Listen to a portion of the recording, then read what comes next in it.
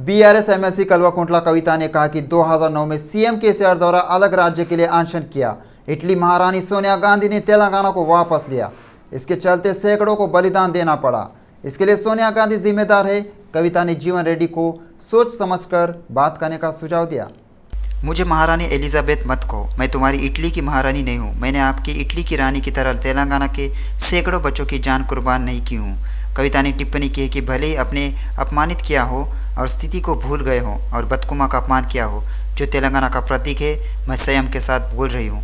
उन्होंने साफ कर दिया है कि जगत्याल की जनता जीवन रेड्डी को ज़रूर सबक सिखाएगी। कविता ने कहा, राहुल गांधी बब्बर शेर नहीं है, वह कागजी शेर है।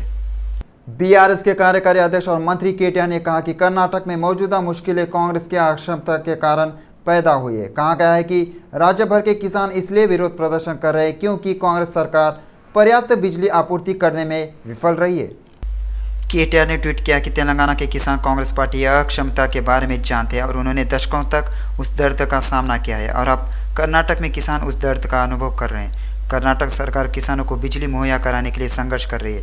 किसान इस बात से नाराज़ हैं कि कांग्रेस सरकार कृषि क्षेत्र को पर्याप्त बिजली देने में विफल रही है। दूसरी ओर यादगीर में 7 घंटे बिजली आपूर्ति की मांग लेकर किसान संगठन के नेतृत्व में गुरुवार को बिजली कार्यालय पर विरोध प्रदर्शन किया। किसानों ने चिंता व्यक्त की है कि बिजली की खराब आपूर्ति के कारण जिले में मिर्च, कपास, लाल ज्वार और धान की अधिकांश फसलें खराब हो गई है। सिद्दीपेट के कांस्टेबल श्रीशैलम मुदिराज ने इस्तीफा दे दिया है। श्रीशैलम मुदिराज शमीरपेट में इटेला राजेंद्र के आवास पर भाजपा में शामिल हुए।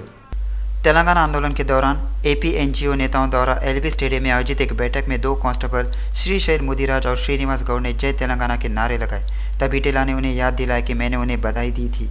वे इस बात से नाराज थे कि तेलंगाना में सभी समुदाय को वांछित परिणाम नहीं मिले। उन्होंने कहा कि वह यह सोचकर भाजपा में शामिल हुए कि लोगों के पक्ष में खड़े होने के लिए भाजपा ही सही मंच है। उन्होंने कहा कि अब समय आ गया है कि सिद्दीपेट की धरती पर तेलंगाना के लोगों का आत्मसम्मान उड़ाने पर भरने वाली है। श्रीशैलम मुदिराज ने कहा कि सिद्दीपेट में अराजकता है। श्रीशैलम मुदिराज ने कहा कि वह भाजपा में शामिल हुए क्योंकि उसमें बीआरएस को हराने की ताकत है। उन्होंने रोष जताया कि आंदोलन के दौरान उन्होंने जो काम किया उसके बदले में कई वादे किए गए थे, मगर मैं कमज़ोर वर्ग का होने के कारण एक आश्वासन भी पूरा नहीं किया गया है। क्रांतिकारी कवि और गायक गद्दर की बेटी वेनेला ने ऐलान किया है कि वह कांग्रेस पार्टी के टिकट का इंतजार कर रही है। उन्होंने साफ किया कि उन्हें कांग्रेस से टिकट मिलने की उम्मीद है और अगर उन्हें टिकट नहीं भी मिला तो वह कांग्रेस के लिए काम करेगी। उन्होंने साफ कर दिया है कि वह चुनाव लड़ने के लिए तैयार है। उन्होंने बताया कि उनका नाम कुछ दिनों से मीडिया में है और कई लोगों ने उन पर राजनीति में आने का दबाव डाला है। उन्होंने उम्मीद जताई कि अगर कांग्रेस ने मौका दिया तो वह चुनाव लड़ेंगे और जीतेंगी। उन्होंने याद दिलाई कि उनके परिवार में लोगों के लिए लड़ने की जुझारू भावना है। उन्होंने कहा कि अगर छावनी सीट दी गई तो वहां के कांग्रेस नेताओं के साथ मिलकर काम करेगी। उन्होंने कहा कि कांग्रेस पार्टी के नेताओं ने कहा कि हम टिकट देंगे और फिर उन्होंने कोई बात नहीं की। टीपीसीसी के महासचिव जारीपेट जापाल ने कहा कि लंबे समय के कांग्रेस पार्टी पर विश्वास करने के बाद शेरेलिंगमपल्ली निर्वाचन क्षेत्र में कई सेवा कार्यक्रम किए गए हैं। उन्होंने कांग्रेस पार्टी नेतृत्व से शेरेलिंगमपल्ली टिकट उन्हें आवंटित करने की अपील की। उन्होंने खुलासा किया कि वह शेरेलिंगमपल्ली में कांग्रेस पार्टी की जीत के लिए काम करेंगे। उन्होंने शेरेलिंगमपल्ली के लोगों को दशहरे की शुभकामनाएं दी।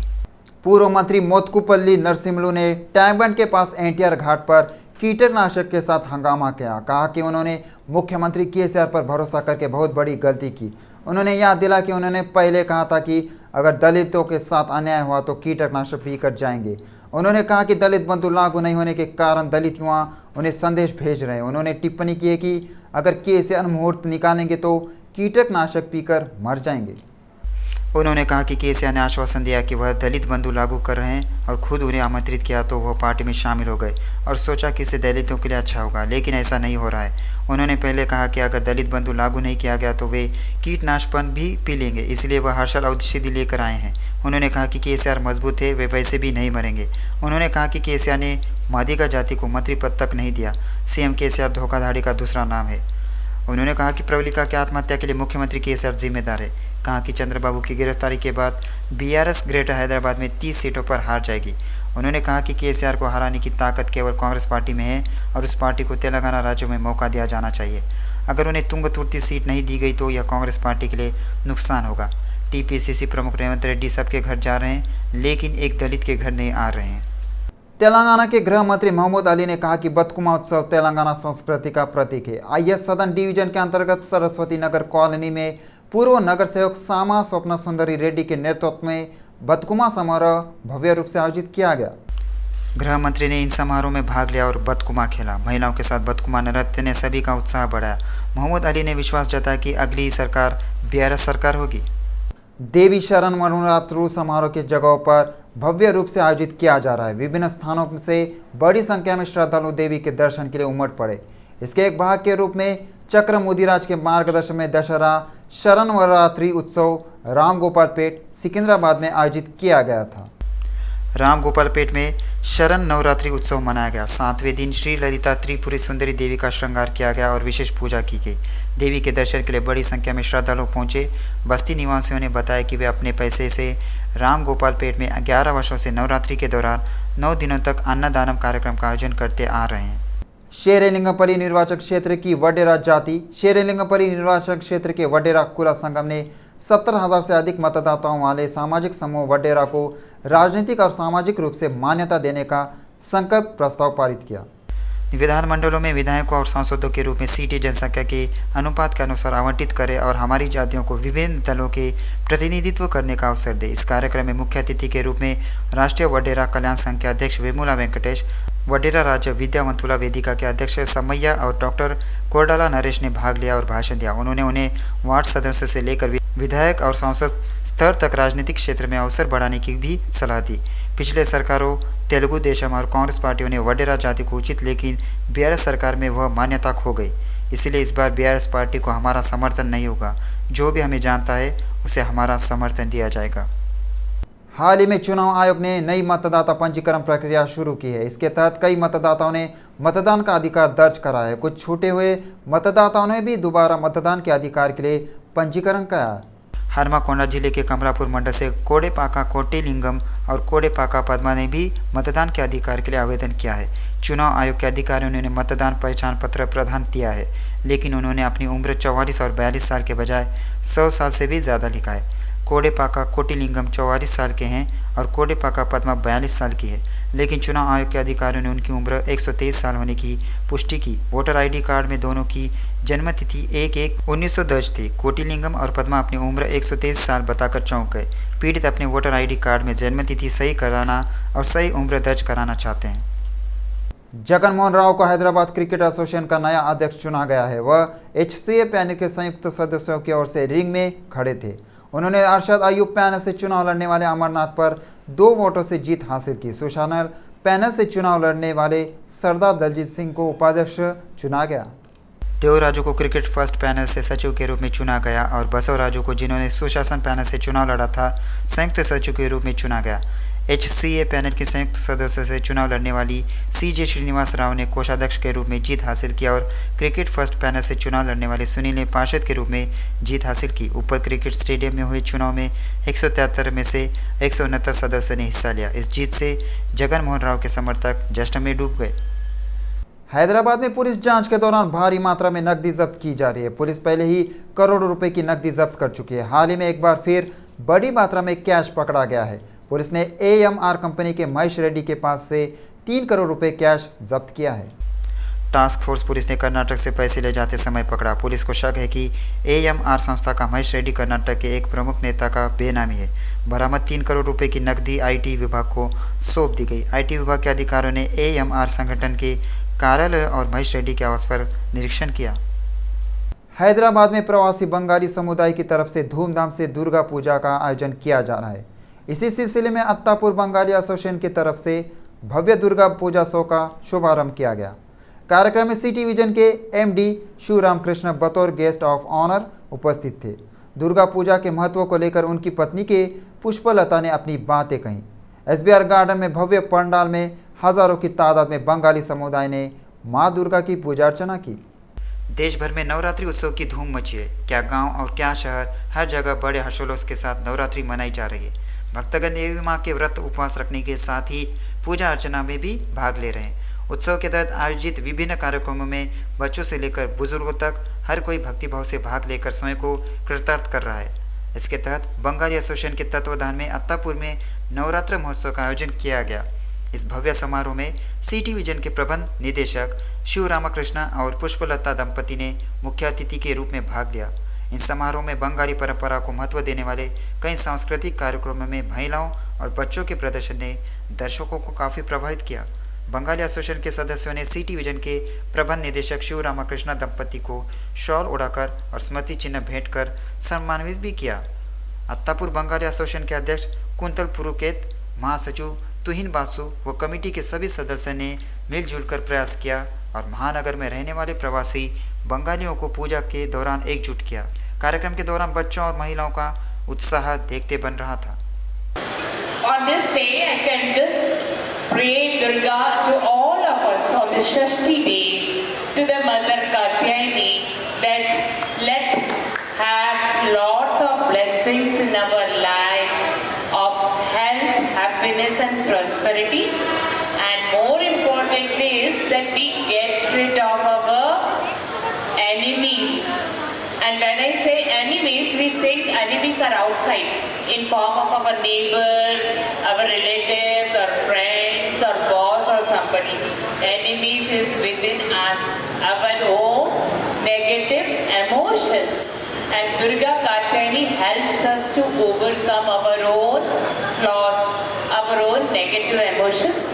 So let's all pray that we overcome our own inhibitions, our own weaknesses in this Navratri on this Shashti day, to the Mother Katyayani, that we overcome our own weaknesses.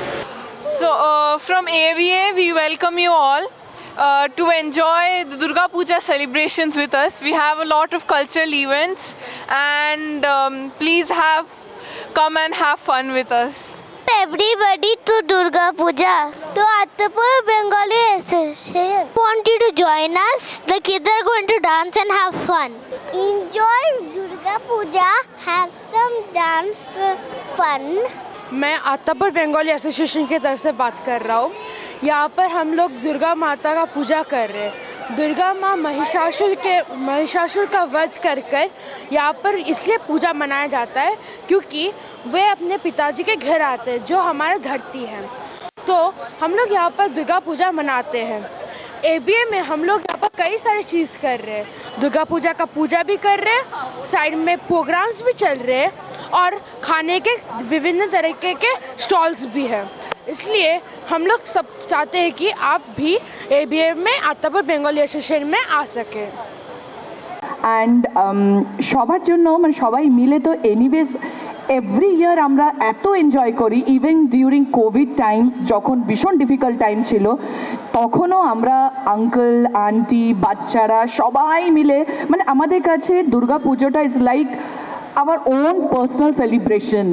देश में एक साथ चुनाव कराने की व्यवहार्यता पर भारत के पूर्व राष्ट्रपति रामनाथ कोविंद के नेतृत्व में गठित उच्च स्तरीय समिति ने अपनी गतिविधियां शुरू कर दी है। विधि आयोग अगले सप्ताह देश के सभी राज्यों के विधानसभा और संसदों में एक साथ चुनाव कराने का रोड मैप कोविंद समिति को उपलब्ध कराएगा। देश में एक राष्ट्र एक चुनाव कैसे कराए जा सकते हैं, इस संबंध में कोविंद समिति ने विधि आयोग को 25 अक्टूबर को अपने विचार व्यक्त करने के लिए आमंत्रित किया है। इसी मुद्दे पर हाल ही में हुई एक बैठक में एक राष्ट्र एक चुनाव पर राजनीतिक दलों की राय जानने का फैसला किया गया। इस हद तक तो यही लगता है कि पार्टियों के अगले 3 महीने के भीतर लिखित तौर पर अपनी बात कहने का मौका दिया गया है। एआईसीसी ने तेलंगाना कांग्रेस पार्टी के उम्मीदवारों की दूसरी सूची जारी की है। दूसरी सूची में 14 उम्मीदवार शामिल है। एलबी नगर से मधु याशकी गौड़, तुंगतुर्ती एससी से आतंकी दयाकर और सत्तुपल्ली पीड़ मूर्ति रवि चुनाव लड़ेंगे। इनके अलावा इब्राहिमपट्टनम से मल्लारेड्डी रंगारेड्डी, दुबाका कत्ती कार्तिका, सिद्दीपेट से नीलम मधु मुदिराज, नरसापुर गाली अनिल कुमार, पटानचेरू से कोटा श्रीनिवास गौड़, राजेंद्र नगर से बोरा ज्ञानेश्वर मुदिराज, जडचर्ला से अनिरुद्ध रेड्डी, सिरसिला से के महेंदर रेड्डी, महेश्वरम पारिजाता नरसिम्हा रेड्डी, तांदूर से मनोहर रेड्डी, शेरेलिंगमपल्ली से रघुनाथ यादव शामिल है। आपको बता दें कि कांग्रेस पार्टी इससे पहले 55 उम्मीदवारों की सूची जारी की है। इसके साथ ही कुल 69 उम्मीदवारों के नाम उजागर हुए हैं। भारतीय अंतरिक्ष अनुसंधान संगठन ने महत्वाकांक्षी गगनयान मिशन में पहला कदम बढ़ा दिया है। इसरो का पहला परीक्षण यान अबार्ट मिशन सफल रहा। एक सिंगल स्टेज लिक्विड रॉकेट कक्षा में क्रैश हो गया है। क्रू मॉडल पैराशूट की मदद से सुरक्षित नीचे उतर गया। इस महत्वपूर्ण प्रारंभिक प्रयोग की सफलता पर इसरो वैज्ञानिकों ने खुशी व्यक्त की। इसरो गगनयान से पहले 4 परीक्षण करना चाहते हैं। परीक्षण वहाँ निरस्त मिशन पहला है। हालांकि इस तरह का परीक्षण 2018 में भी किया गया था, लेकिन यह सीमित पैमाने पर किया गया था। इस बार वे लगभग पूरी तरह से तैयार अंतरिक्ष यान का परीक्षण कर रहे हैं। इसके नतीजों के आधार पर इसरो आगे के परीक्षणों की तैयारी करता है। यह क्रू एस्केप सिस्टम की दक्षता, क्रू मॉड्यूल के प्रदर्शन और मंदी प्रणाली की मजबूती की जाँच करता है, जो अंतरिक्ष यान को सुरक्षित रूप से नीचे लाता है। यह जलमग्न क्रू मॉड्यूल को पुनः प्राप्त करने और उसे तट पर लाने की कवायद की भी परीक्षण करेगा। अगर अंतरिक्ष यात्रियों को ले जाने वाले रॉकेट में कोई खराबी आ गई तो उनकी जान खतरे में पड़ जाएगी। ऐसी स्थिति में क्रू मॉड्यूल जहां वे बैठते हैं उस रॉकेट से अलग किया जाना चाहिए और सुरक्षित रूप से नीचे लाया जाना चाहिए। इसे क्रू एस्केप सिस्टम कहा जाता है, यानी आपातकालीन निकास प्रणाली की दक्षता का परीक्षण किया जा रहा है। मंदी प्रणाली में 10 पैराशूट होते हैं जो क्रू मॉड्यूल को सुरक्षित रूप से नीचे लाते हैं। एक विशेष रूप से डिज़ाइन किया गया एकल चरण रॉकेट, इसकी लंबाई 19.5 मीटर है। यह एक परिवर्तित विकास तरल इंजन द्वारा संचालित है। इसमें 15.5 मीटर लंबा क्रू एस्केप सिस्टम और क्रू मॉड्यूल है। भविष्य में अंतरिक्ष यात्री इसी क्रू मॉड्यूल में उड़ान भरेंगे। अब इसरो का एक मानव रहित प्रयोग करना चाहते हैं। इसरो का लक्ष्य गगनयान में 3 अंतरिक्ष यात्रियों को 400 किलोमीटर की ऊंचाई पर कक्षा में भेजना है। 3 दिन के बाद यह उन्हें वापस धरती पर ले आता है। यह यात्रा 2025 में होने की संभावना है। इस उद्देश्य से इसरो कई वर्षों से कुछ प्रमुख प्रौद्योगिकियों पर काम कर रहा है। अब इनका अंतरिक्ष में परीक्षण किया जाएगा। निजामाबाद रेलवे एसएस ताऊ नायक ने बताया कि निजामाबाद रेलवे स्टेशन पर पिता और बेटी की चलती ट्रेन में चढ़ने के प्रयास में गिर जाने से मौत हो गई।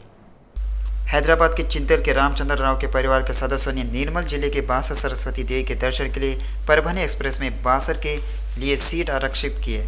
ट्रेन की S8 बोगी में 2 सीटें रामचंद्र राव की बेटियां और S4 के लिए आरक्षित है। रामचंद्र राव दंपति के लिए आरक्षित है। वे हैदराबाद से निजामाबाद पहुंचे। जैसे अन्य यात्री निजामाबाद में उतरे, रामचंद्र राव ने अपनी बेटियों को बुलाया और बताया कि उनकी सीटें खाली है। फिर वह उन्हें ले गए और अपने कोच में बिठाने की कोशिश की। इसके तहत बड़ी बेटी को बोगी में चढ़ने के बाद जब छोटी बेटी को चढ़ाते समय ट्रेन चल दी और छोटी बेटी ट्रेन के नीचे आ गई। उसे बचाने के प्रयास में उसके पिता भी गंभीर रूप से घायल हो गए। निजामाबाद जिला सरकारी अस्पताल में इलाज के दौरान रामचंद्र राव की मृत्यु हो गई। रेलवे SSI ने बताया कि रामचंद्र राव के रिश्तेदार वेमोला महेश की शिकायत के आधार पर मामला दर्ज किया गया। करंट बिल का भुगतान न करने पर सप्लाई बंद होने पर ग्राहक द्वारा बिजली विभाग के कर्मचारियों पर हमला करने की घटना हैदराबाद के पुराने शहर में प्रकाश में आई है। उमर चौधरी नामक व्यक्ति पिछले कुछ समय से बिना बिल चुकाए बिजली का उपभोग कर रहा है। बिजली विभाग के अधिकारियों ने कहा कि वे आपूर्ति बंद कर रहे हैं क्योंकि वे बकाया बिल का भुगतान किए बिना बिजली का उपयोग कर रहे हैं। उन्होंने बिजली कनेक्शन काट दिया है।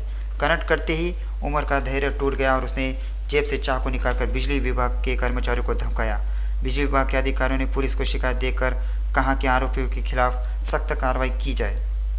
ये मोहम्मद उमर चौधरी के घर का कनेक्शन बिल पेंडिंग हुआ से डिस्कनेक्ट कर दिया। मोहम्मद उमर चौधरी ने इलीगली कनेक्शन लेकर लाइट चालू कर लिया। आज सलीम रूही ने उनका यही के साथ जाकर चेकिंग किया, वायर लगा हुआ मिला। उस टाइम उमर चौधरी सलीम को धक्का मार दिया और अपन जेब से चाकू निकालकर उनको अटैक कर गया। वहाँ पर मौजूद यही ने वहाँ से उनको बचा लिया। अब मिर्चों को PS को आकर और कंप्लेंट दिया, जिससे FIR कर दिया। इन्वेस्टिगेशन चालू हुआ। अब उमर अब्सकॉन्डिंग में है, उनको पुलिस तलाश कर रहे हैं। कर्मचारियों को ESI भुगतान में अनियमितता के मामले में खुद पर हुई जेल की सजा को रद्द करने की मांग को लेकर अदालत का दरवाजा खटखटाने वाली लोकप्रिय अभिनेत्री जया प्रदा सदमे की स्थिति में है। मद्रास हाई कोर्ट ने उन्हें 15 दिन के अंदर कोर्ट में सरेंडर करने का आदेश दिया था। 20 लाख रुपए जमा करने का भी आदेश दिया गया है। इससे पहले जया प्रदा चेन्नई के राम कुमार और राजा बाबू के साथ अन्ना सलाई में थिएटर चलाती थी। उस समय कर्मचारियों की ESI भुगतान अनियमितता को लेकर एग्मूर कोर्ट में मामला दायर किया गया था। इसी क्रम में कोर्ट ने अगस्त में फैसला सुनाते हुए जया प्रदा समेत 3 लोगों को 6 महीने की जेल और 5000 रुपये जुर्माने की सजा सुनाई। इस फैसले को चुनौती देते हुए जया प्रदा ने हाई कोर्ट में अपील की। याचिका पर सुनवाई के दौरान जज ने ESI बकाया के रूप में 37,28,000 रुपये का भुगतान किया जाएगा। जया प्रदा से मामले पर सफाई मांगी गई। जब उसने कहा कि वो 20 लाख रुपए देगी तो ESI की ओर से वकील ने आपत्ति जताई। दोनों पक्षों की दलीलें सुनने के बाद कोर्ट ने जया प्रदा की याचिका खारिज कर दी। स्किल डेवलपमेंट मामले में न्यायिक हिरासत में चल रहे अपने पिता टीडीपी प्रमुख चंद्रबाबू की स्थिति को महसूस करने के बाद नारा लोकेश ने शनिवार को आंसू बहाए। उन्होंने दुख व्यक्त किया कि चंद्रबाबू जिन्होंने कोई गलती नहीं की थी को सरकार ने गुटबाजी के आधार पर जेल में डाल दिया। लोकेश ने बताया कि उन्होंने पिछले 45 वर्षों से अनुशासन और दृढ़ता के साथ हम सभी के लिए काम किया है। उन्होंने कहा कि ऐसे नेता को 43 दिनों तक राजमंड्री जेल में रखा गया। लोकेश को लगता है कि ये तो सपने भी अकल्पनीय है और इसे छूते ही दुख उभर आता है। उन्होंने लोगों से अपील की कि वे सोचें कि व्यवस्थाएं संभालने के चक्कर में वे जनता को कैसे परेशान कर रहे हैं। इस बीच लोकेश अपने पिता की हालत के बारे में बात करते करते रो पड़े। स्किल डेवलपमेंट में बाकी सभी लोग 32 दिन या 38 दिन में बाहर आ गए, लेकिन चंद्रबाबू को जेल में रखा गया। उन्होंने भराई आवाज़ में कहा। पुलिस शहीद स्मृति दिवस के अवसर पर आज गोशामहल पुलिस स्टेडियम में पुलिस झंडा दिवस समारोह भव्य पैमाने पर शुरू हुआ। इस मौके पर DGP Anjani Kumar, city police commissioner Sandeep Shandilya, additional DG Saumya Mishra, Shivdhar Reddy, Sanjay Kumar Jain, Anil Kumar, Mahesh Bhagwat सहित कई वरिष्ठ पुलिस अधिकारी, सेवानिवृत्त डीजीपी, सेवानिवृत्त पुलिस अधिकारी और शहीद पुलिस के परिजन बड़ी संख्या में मौजूद थे। इस कार्यक्रम में मुख्य अतिथि के रूप में पुलिस शहीद स्तूप पर श्रद्धांजलि अर्पित करने के बाद डीजीपी ने अमरूलू वारू पुस्तक का अनावरण किया। इस मौके पर आयोजित पुलिस परेड की खास बात रही है। कार्यक्रम में गृह विभाग के मुख्य सचिव जितेंद्र और एडीजी श्रीनिवास रेड्डी भी शामिल हुए। इस मौके पर डीजीपी अंजनी कुमार ने कहा, इस साल देश भर में 189 पुलिसकर्मी शहीद हुए हैं। उन्होंने कहा कि कांस्टेबल से लेकर आईपीएस तक ने ड्यूटी के दौरान अपनी जान तक दे दी। पुलिस सेवाओं में तेलंगाना आगे है। भरोसा सेंटर देश में एक रोल मॉडल है। जहां लोग अपने परिवार के साथ त्यौहार मना रहे हैं, वहीं पुलिस सड़कों पर अपनी ड्यूटी निभा रही है। तेलंगाना सबसे ज़्यादा सीसीटीवी कैमरों वाला राज्य है। तेलंगाना में अपराध दर घट रहा है। उन्होंने कहा कि हम महिलाएं और बाल सुरक्षा को प्राथमिकता दे रहे हैं। दिन रात गश्त कराई जा रही है। कहा कि कोरोना काल में पुलिस ने 24 घंटे ड्यूटी की है। डीजीपी ने कहा कि कोरोना काल में कर्तव्य पालन के दौरान पुलिस अधिकारियों की जान तक चली गई।